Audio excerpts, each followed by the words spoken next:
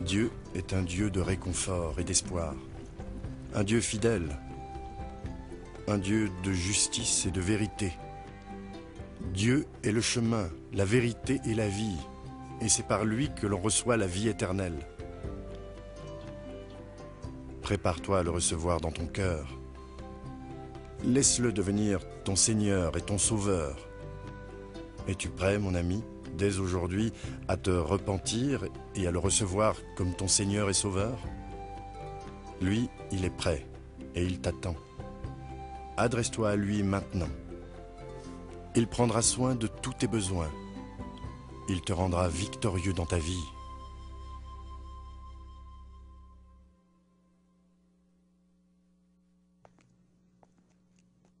Il est naturel pour des parents de protéger et d'élever ses enfants. Le père de Mohamed n'était pas une exception, mais Mohamed a franchi une frontière. Et à ce moment-là, Mohamed a mérité la mort aux yeux de son père. Il a eu la possibilité d'adjurer, de se rétracter. Il ne put le faire, sa conscience ne lui permit pas. Il savait au fond de lui que l'expérience qu'il avait eue était bien plus qu'un rêve. Nous avons eu une vision totalement différente quand nous comparons la relation entre Mohamed et son père et la relation entre Jésus et Dieu. Le père de Mohamed n'hésita pas à décréter que son fils devait mourir pour ses péchés, surtout que selon lui, Mohamed avait commis le péché le plus grave, celui de choisir un autre Dieu, tandis que Dieu le Père avait décrété que Jésus allait mourir pour les péchés de l'humanité. Vous vous demandez peut-être, Jésus avait-il déplu à son Père en quelque façon? Pas du tout. Dans l'évangile de Matthieu chapitre 3, Dieu a parlé de Jésus, en ces termes. « Celui-ci est mon Fils bien-aimé, en qui j'ai mis toute mon affection. » En fait, durant son ministère sur terre, Jésus n'a jamais fait quoi que ce soit pour déplaire à son Père. Jamais, c'est certain. Pourquoi son Père alors? Je parle maintenant de Dieu. A-t-il voulu que son Fils soit crucifié et qu'il meure sur la croix comme un criminel, couvert d'opprobre et de honte? Comment un Père parfait peut-il abandonner son Fils à une mort aussi abominable que celle de la croix? Un Fils bien-aimé qui toute sa vie n'a rien fait de mal? La seule façon de comprendre, c'est de se référer à la mission du Messie. En effet, Jésus n'est pas venu sur terre pour agir selon sa volonté. Il est venu dans le monde pour accomplir la volonté de son Père. Et la volonté de son Père était que son Fils donne sa vie pour racheter les péchés du monde.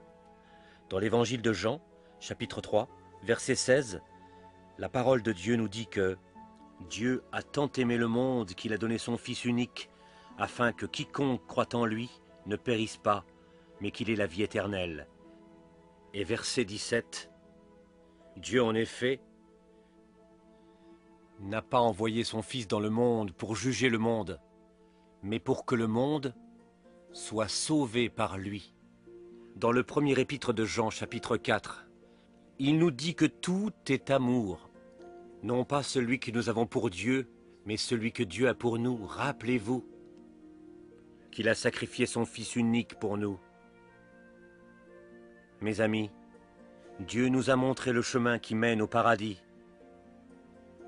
Ce chemin ne passe pas nécessairement par nos bonnes actions ou par des gestes héroïques. Il ne passe pas non plus par un rêve ou une vision.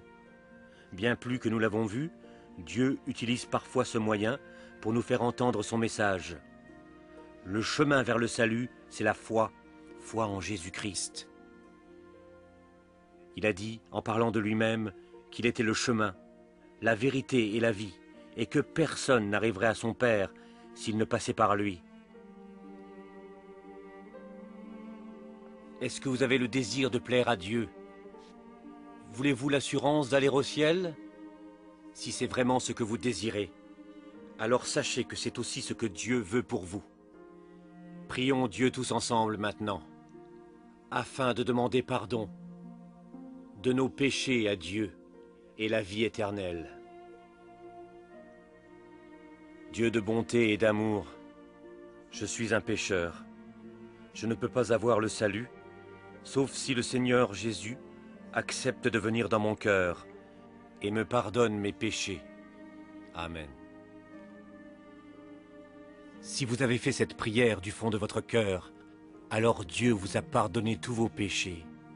Soyez donc les bienvenus au sein de la famille de Dieu.